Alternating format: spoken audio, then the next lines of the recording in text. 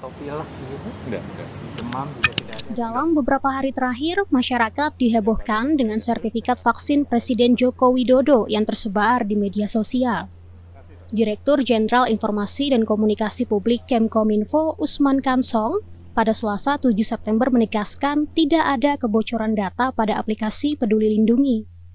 Seperti yang disampaikan Usman, sebelumnya pemerintah menerapkan nomor ponsel menjadi indikator wajib untuk mengakses sertifikat vaksin.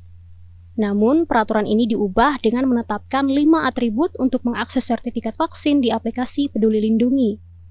5 atribut ini meliputi nama, tanggal lahir, NIK, tanggal vaksin, dan jenis vaksin. Peraturan ini diubah untuk memudahkan masyarakat dalam mengakses aplikasi Peduli Lindungi.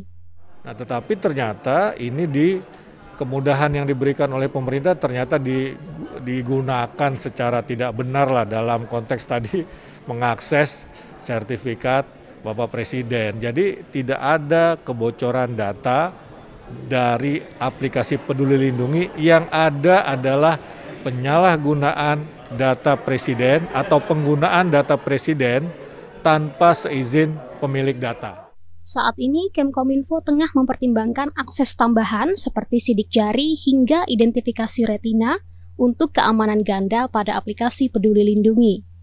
Untuk melindungi data pribadi masyarakat, Usman menegaskan pemerintah telah mulai mengintegrasikan data kementerian dan lembaga ke dalam pusat data nasional.